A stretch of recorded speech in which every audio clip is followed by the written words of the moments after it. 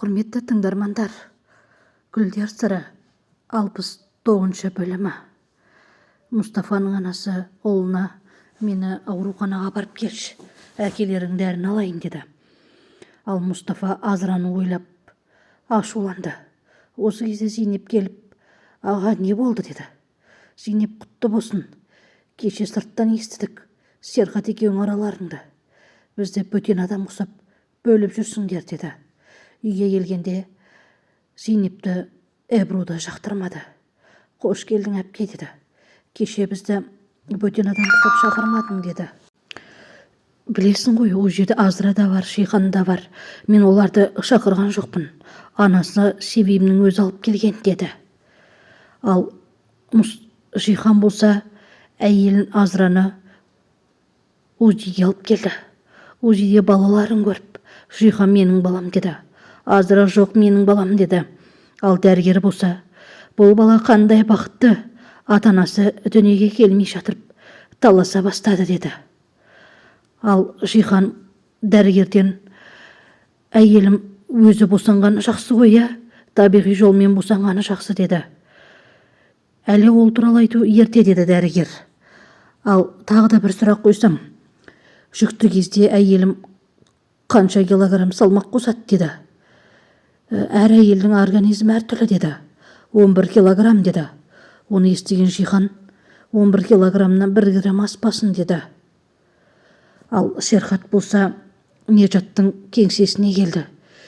Сөйтті де Нежатқа хабарласып, мен сенің кеңсеңе келіп тұрмын. Не айтқың келеді, менің алдыма келіп айт, тығылмай деді. Жарайды, бір күні кездесерміз, уақыты келгенде деді. Ал Пелен болса қонақ үйден шығып келе жатқанда қонақ үйде Нежаттың отырғанын көрді. Ал Шихан мен Азра үйіне келгенде Шихан Азраға 11 килограммнан 1 граммды артық қоспайсың деді. Саған ертең диетолог жалдаймыз. Ал Берак болса босанғаннан кейін 3 айда қалпына келді деді. Онда Беракқа үйленіп алмадың ба деп ашуланды. Осы кезде Зейнеп келіп қалды. Шихан әңгімені басқа арнаға ауыстыру үшін баланың суретін Зейнеп сен ең бірінші көріп жатсың деді.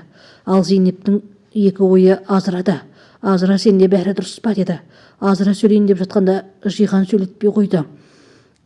Ал Берак тергеуден келе жатқанда үйіне Серхат келді. Берак менің жолымды тосқауылдаған Тибет пе деді. Білмеймін деді.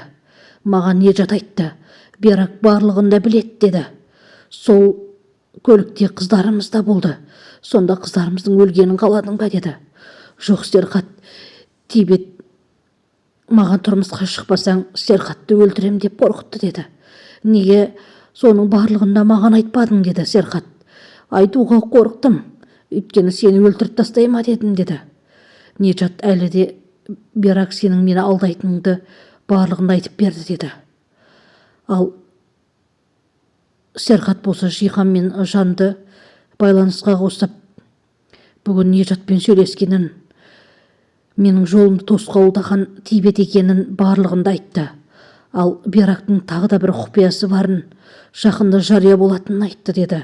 Оны естіген Шихан, қандай айла екен ол, қандай шындық екен деп таңданысын айтты. Ал қыздар кешкі ас ішіп отқанда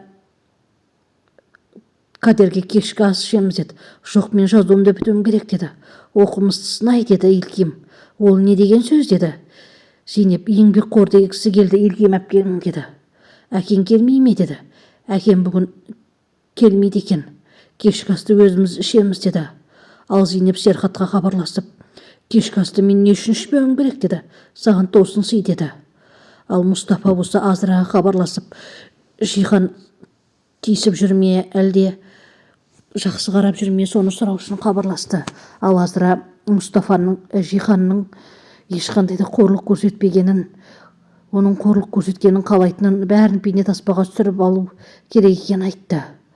Ал Шам болса Седепті мейрамханаға кіргізбей жабылды деді.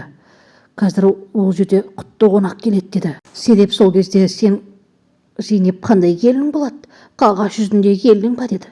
Жоқ, олар қағаз жүзінде емес, шынайы барлығынан өтті. Зейнеп Серхат жердің заңды әйелі, сүйікті әйелі деді. Зейнеп енді менің келінім боласың, мені қайнағы деп ата деді Жан. Оның барлығын естіп Седеп біртүрлі болып қалды. Ал Серхат Зейнепке қонақ үйде тосын сый жасады. Ал Зейнеп болса үйдегі балаларды ойлап тез қайтуымыз керек деді. Балалар жайлы айтпай-ақ қояйық, үйде қызметші қалды ғой, сол барлығын балаларға қарайды деді. Сол кезде Зейнеп Берак туралы айтты. Өзіміз жайлы айтайықшы деді Серхат. Ал Берак болса Пелинге хабарласып, сендер не құрастырып жүрсіңдер? Неге мені Серхатқа айдап салып жатыр деді. Мен ол туралы білмеймін.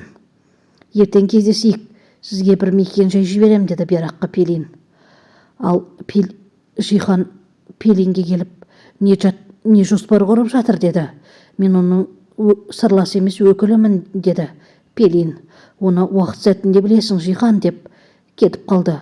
Ал Жихан болса Седепке келіп, бұдан да күштірек нәрсе берейін деді. Керек емес деді.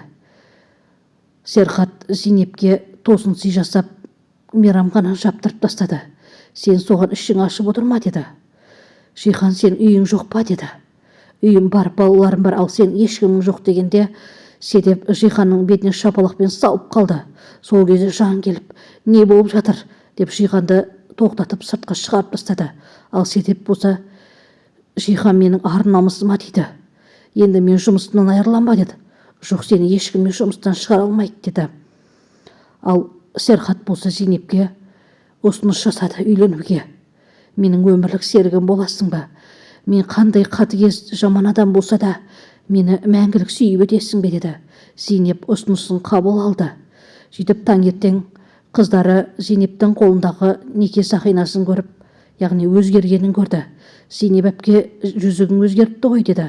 Ал Серхат болса, ол жүзік шынайы некеміздің сақинасы деді. Ал осы кезде есік қоңырау басылғанда, әжем шығар деді. Жоқ, дизайнерлер, үйдегі барлық жиһаздарды ауыстырамыз деді. Қыздар, сендермен де ақылдасамыз деді. Сол кезде Илкинмен сұрағанда, барлығы да өзгеріп жатыр ғой, ең бастысы жиһаздар ауыспасыншы деп жылап сыртқа шығып кеткенде, Серхат, яғни әкесі артынан еріп барды. Илким, саған не болды? Сен барлығына келіскен едің ғой деді. Мен келіспесем Зейнептен ажырасасың ба деді. Ал Зейнеп болса Илкимге келіп, Илким, сен қаламайынша бірі қомырады жылжымайды, орнынан өзгермейді деді. Жарайды деп кетіп қалды. Ал Азыра болса Жихан ұйықтап жатқанда жанына келіп, тұздалған қиярды қытырлатып жей бастады. Ал Жихан оны естіп ашуланды. Не дауысың мынау? Өте жағымсыз ғой деді.